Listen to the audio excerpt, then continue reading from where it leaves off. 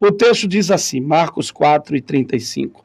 Naquele dia, sendo já tarde, Jesus disse aos discípulos: vamos passar para a outra margem. E a Bíblia diz que eles seguiram a Jesus, e no 47 diz, ora, então se levantou uma grande tempestade. Eu quero hoje ministrar ao seu coração uma palavra de Deus. E essa palavra de Deus, ela vai me conscientizar, ela vai te conscientizar de que o fato de seguirmos a Jesus, o fato de obedecermos a Jesus, o fato de estarmos no barco que Jesus nos direciona a estar, nos impulsiona a estar, não nos exime de passar provações e tribulações da nossa vida. A máxima que eu quero defender hoje é isso. Não é porque eu estou obedecendo a Jesus, não é porque eu estou exatamente fazendo aquilo que Ele quer que eu faça, seguindo ao Senhor, abracei a cruz, neguei a mim mesmo, nego diariamente, estou seguindo, que isso vai me eximir de passar por tribulações na vida, de passar por problemas como qualquer outra pessoa que passa, inclusive mas nós vamos descobrir que também passar essas tribulações tem aí também os seus segredos e as suas maravilhas. E hoje eu quero falar sobre isso. Um dos episódios mais famosos de Jesus, que é quando ele... Dessa história aqui nós podemos entender que devemos ter fé. E quando temos fé, nós podemos enfrentar qualquer obstáculo, qualquer situação, qualquer circunstância na nossa vida. E isso não é capaz de nos parar. Isso não é capaz de nos derrubar. Se eu pudesse dar um tema a esta palavra de hoje, eu daria o seguinte tema: como enfrentar com maturidade espiritual as tempestades da vida. Porque todos nós enfrentamos diariamente as tempestades da nossa vida.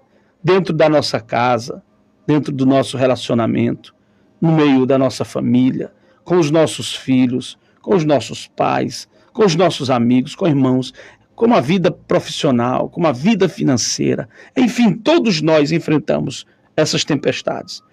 Então, se eu sei que a tempestade vem, e ela vem na nossa vida, sempre, eu preciso então me prevenir. Eu preciso então aprender como lidar com a situação, porque fugir não adianta, eu não consigo fugir da tempestade. A tempestade que eu preciso passar, que está no processo de Deus, essa tempestade eu não tenho como fugir dela. Eu posso ir para onde for, eu posso mudar de igreja, posso mudar de cidade, eu posso mudar de profissão, de empresa, eu posso, como alguns fazem, infelizmente, mudar até de cônjuge, de casa, mas as tempestades que você tem que passar, você passa. Então a palavra de Deus, a orientação de Deus nessa manhã é como enfrentar, aprenda como enfrentar com maturidade essa tempestade. Amém?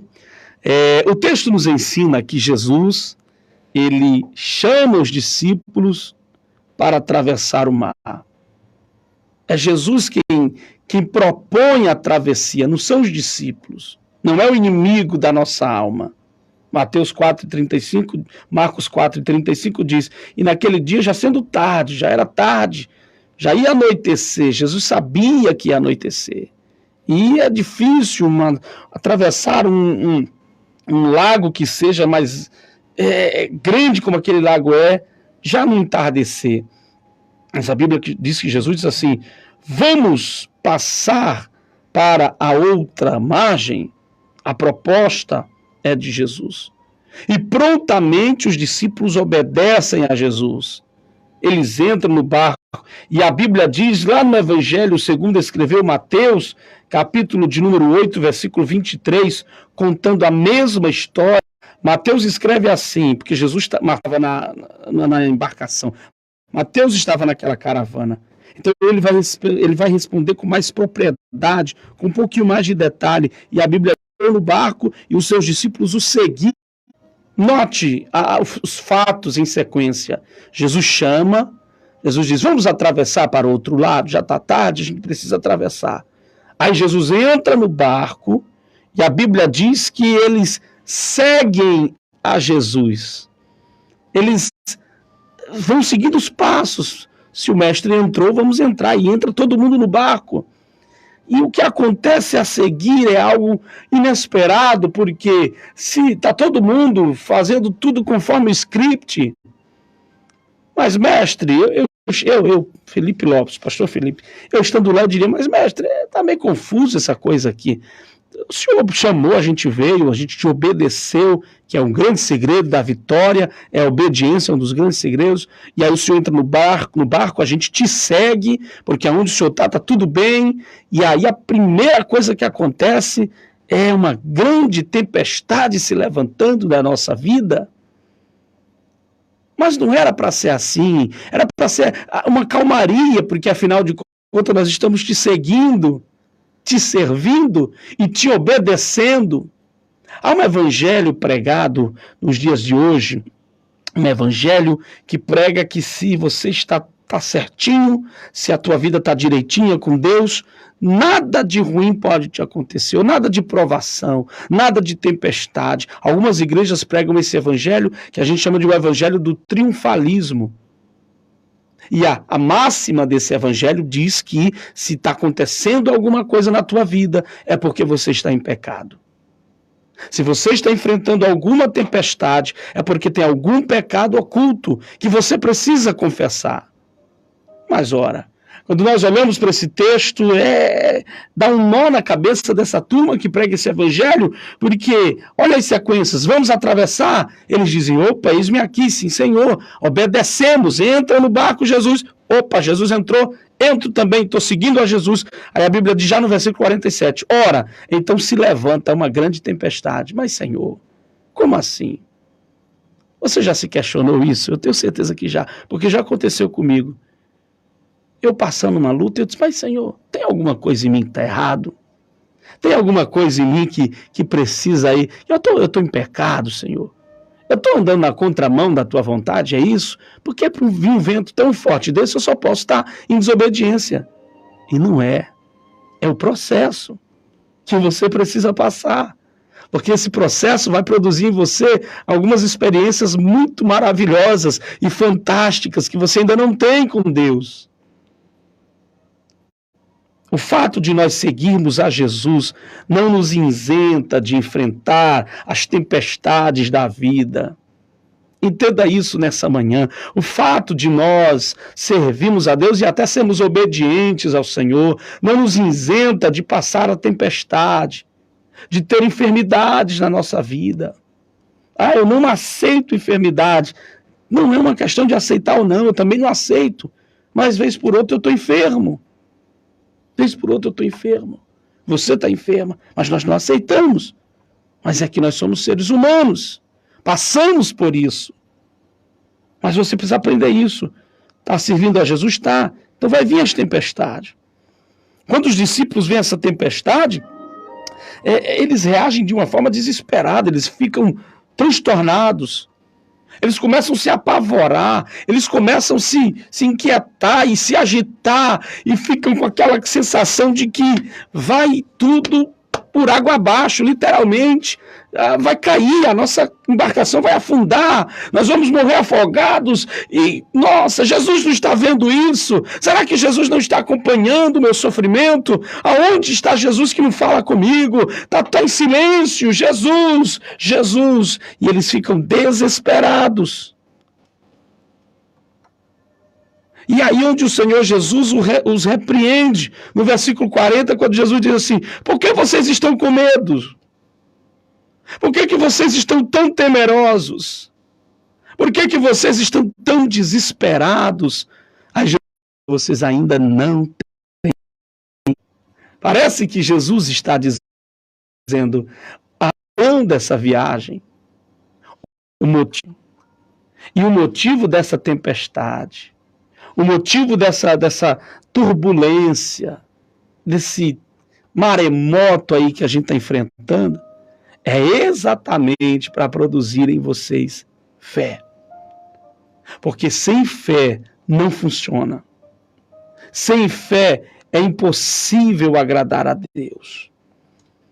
Os discípulos agem dessa forma, tão desesperada, porque eles tinham um conhecimento inconsistente sobre quem era Jesus. Eles ainda não sabiam do que Jesus era capaz.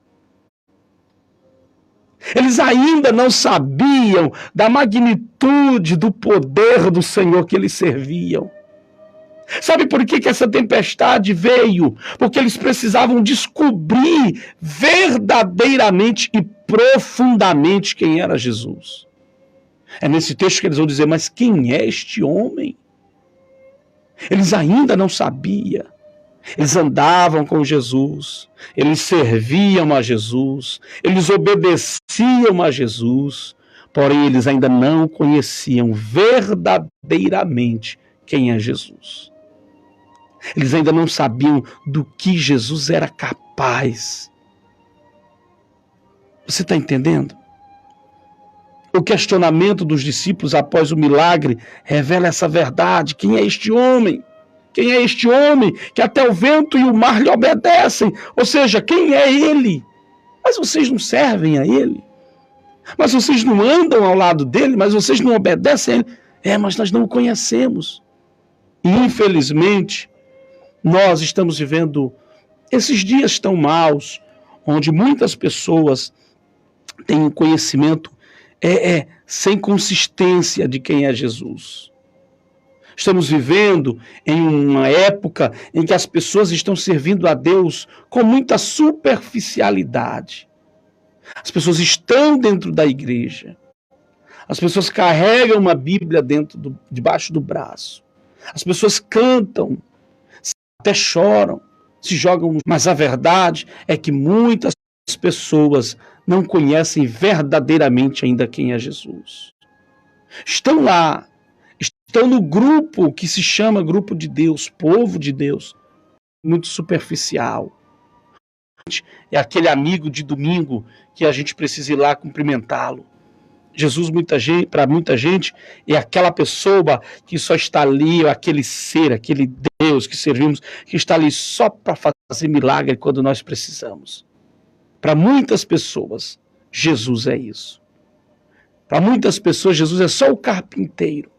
Para muitas pessoas, Jesus é só aquele homem desfigurado, pendurado numa cruz, na sala da sua casa. Nós precisamos ter um conhecimento mais consistente de quem é Jesus. Nós precisamos conhecer profundamente quem ele é. Nós precisamos pedir que ele seja um conosco. Nós precisamos ouvir os segredos do seu coração. Quando nós temos esse conhecimento consistente, quando nós nos aprofundamos, quando Jesus deixa de ser apenas um milagreiro na nossa vida, quando Jesus deixa apenas de ser o amigo do domingo, quando Jesus deixa apenas de ser o socorro na hora da minha angústia, quando ele passa a ser o meu amigo, quando eu passo a me relacionar com ele verdadeiramente, isso te torna capaz de ter maturidade para enfrentar os obstáculos da vida. Você, para enfrentar os obstáculos da vida, então conheça Jesus verdadeiramente. Estreite o seu relacionamento com ele. Estamos vivendo em uma época em que as pessoas estão cada dia se afastando mais do Senhor. Estamos vivendo uma época em que as pessoas estão a cada dia se distanciando mais do nosso Salvador. Servindo com superficialidade. As nossas igrejas, elas estão, permita-me com todo respeito dizer, mas muitas vezes cheias de gente, lotadas, mas vazias da verdadeira adoração, do verdadeiro conhecimento. Às vezes a nossa vida está muito cheia de religiosidade, mas muito vazia de uma intimidade com o Senhor. Às vezes, nós estamos cheios das bênçãos de Deus, mas o dono da bênção no seu coração, no meu coração, às vezes está muito superficial. Existem dois obstáculos que normalmente se levantam quando surge uma tempestade em nossa vida. Existem dois sentimentos que, quando a tempestade se levanta, Quando a fúria do mar se levanta na tua vida e na minha vida, esses dois sentimentos de imediato já nos acertam. O primeiro é o medo e o segundo é a ansiedade. O primeiro é o medo, o segundo é a ansiedade. A Bíblia diz, nós tendo aqui como base em Marcos 4:35, que é o que nós lemos, que eles estão com medo, eles estão ansiosos, eles estão desesperados, porque afinal de contas chegou a tempestade e nada de Jesus se pronunciar, e nada de Jesus falar, então vai causar aquela sensação de que ele não era quem eu achava que ele era. Vai causar aquela sensação de que entrei no barco errado, entrei numa furada, fui enganado, caí no maior golpe da minha vida. Esse aí não é nada do Filho de Deus. E você precisa ter uma certa calma. Porque quando você está passando na sua vida uma turbulência, a primeira coisa que acontece é o medo te paralisar. Mensagem minha aqui, que o medo tem o poder de nos neutralizar. O medo tem um poder sobre nós de nos fazer paralisar das adversidades. Ao ponto de escolher o que fazer. Eu lembro de uma vez que eu era uma criança e minha família é sempre muito grande, nós tínhamos uma casa com uma piscina e nós estávamos lá tomando banho, as crianças da família, muita gente, muita criança da minha família inteira, isso em Petrolina. E nós tínhamos um cachorro, e esse cachorro era muito bravo. Tanto é que o nome dele era Hussein, só para você ter uma ideia. E ele vivia preso num corredor, e ninguém se atrevia a ir mexer com ele. E ele viu aquela muvuca de crianças tomando banho de piscina, brincando, correndo, lanchando, e ele começou a se agitar, e ele latia com muita força, e ele batia na parede. E naquele dia alguém esqueceu de trancar o ferrolho do portão do corredor. E ele pulou e bateu com as duas porteiras no portão, e o portão imediatamente se abriu.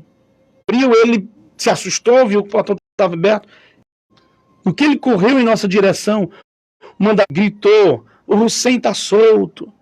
E isso apavorou as crianças, apavorou todo mundo. Até eu, dono do cachorro, fiquei morrendo de medo. E eu lembro que eu subi numa árvore de siriguela que tinha lá no muro, já subi correndo às pressas, meus primos subindo, mas teve uma prima minha que ficou com tanto medo, mas com tanto medo, que ela paralisou e ela estagnou. Ela não foi para lugar nenhum. E ela era uma criança, ela era talvez uma das menores. E ela paralisou e ele passou por ela, não viu, veio em nossa direção, uns na piscina, outros subiram nos carros, outros. E aí ele viu ninguém por ali, ele voltou, ele viu ela. E aí ele partiu. E ela paralisada. Minha irmã já era uma moça já maior do que nós. E minha irmã entrou na frente dele. E ele mordeu minha irmã toda. Fez um estrago, tentando pegar a moça e ela tentando salvar a moça, a menininha, nossa prima. E aí, enfim, foi um estrago. Mas o medo tem esse poder. O medo te paralisa. O medo te neutraliza. É uma das funções do medo, é fazer você não querer avançar. E eu disse aqui na última mensagem, usando o exemplo de Davi, que o inimigo tentou vencer Davi na mente, colocando medo. O que é que você está fazendo aqui? Esse gigante é maior do que você. E nós precisamos vencer o medo. E para vencer esse medo, nós precisamos ter uma fé muito fundamentada em Jesus. E nós precisamos ter um conceito muito claro de quem é Jesus. O medo e a incredulidade estão juntos, sempre andam ali sem fé. Vocês estão com medo porque vocês são pessoas de pouca fé. Ou seja, o medo e a incredulidade andam juntos, porque quem tem medo tem uma tendência de deixar de acreditar.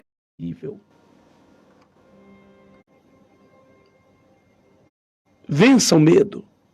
Mas para vencer esse medo, conheça Jesus. Afunile a sua intimidade com o Senhor. Descanse no Senhor. Essa tempestade que você está passando, um dos propósitos dela não é te matar, pelo contrário, é te dar essa experiência. Talvez tudo que Deus está querendo de você é que você ore um pouco mais. É que você o busque um pouco mais. É que você reserve mais tempo para Ele. Tudo que você está passando é talvez Deus chamando a tua atenção, dizendo, não, é que eu só queria voltar a conversar com você. Eu só queria voltar a te ouvir falando comigo, porque faz tempo que você não tem mais tempo para mim. Faz muito tempo que você não conversa mais comigo. Faz muito tempo que você não se dedica mais a mim. Talvez toda a tempestade que você está passando é Deus, e Deus está vendo. Parece que não, mas Ele está ouvindo, Ele está vendo, Ele está te acompanhando. Mas Ele só quer que você comece a confiar. Ele está querendo produzir em você confiança. Jesus levanta e diz, por que vocês estão com medo? É mais ou menos assim, mas vocês não me conhecem? Vocês não sabem quem eu sou? Vocês não sabem da multiplicação de pães? Vocês não sabem dos grandes milagres? Do milagre de Caná comigo? Por que vocês estão com esse medo? Porque todas as vezes eu encerro aqui que você tem medo, que você age desesperadamente em uma tempestade, você está demonstrando que não conhece o Senhor ou que não confia nele. Confia. A Bíblia diz que os que confiam no Senhor são como o monte de Sião que não se abalam. A Bíblia diz que aquele que confia no Senhor entrega o seu caminho a Ele, confia nele e fica tranquilo que Ele vai fazer. Ele só está tentando chamar a tua atenção. Vamos orar?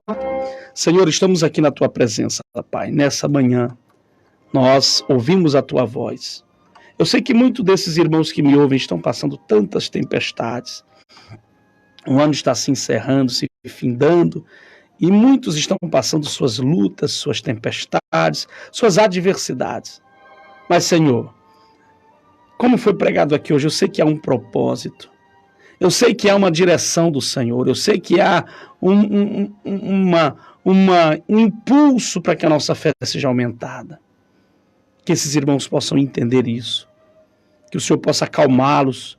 Que eles possam, no meio dessa tempestade que estão passando, confiar. Que todo medo que tem se apoderado, que tem se apoderado dos teus filhos, seja repreendido. E que a confiança no Senhor seja fortalecida.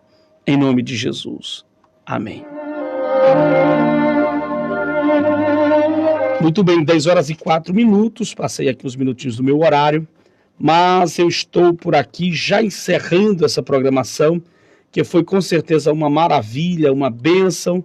Estivemos aqui ouvindo a voz do nosso Deus, e eu tenho certeza que o nosso Deus também ouviu a nossa voz nessa oração. Amém? Que Deus te abençoe, que Deus te guarde, que seja um fim de semana maravilhoso, que seja um fim de semana abençoado. Esse fim de semana tem aí festividade na cidade, nós temos também uma festividade, a festividade evangélica, tá? Que eu me refiro, né? Um cantor que estará conosco aí na praça, e também nós temos no Ministério do Belém uma festividade lá no Capitão Braz, que vai começar às 7h, termina ali às 9h, então dá para você ir para essa festa, vai ser uma maravilha, e depois você vem aí ouvir o nosso irmão que vai estar louvando ao Senhor, tá bom? Mas fica aí esse convite especial para você, lá no Capitão Braz, na avenida principal do Capitão Braz. Chegou no Capitão Braz, acho que o primeiro ponto ali é a nossa igreja, e vai ter uma festa maravilhosa, tá? Amanhã, às 19h, e 21h você está liberado. Então você que é do Ministério do Belém, você que não é, fica aí nosso convite mais que especial para você estar conosco. Teremos ali o trio Tocha, né? Tocha, Fogo Puro, as irmãs que cantam, estão vindo ali do Paraná. Também um pregador do Evangelho.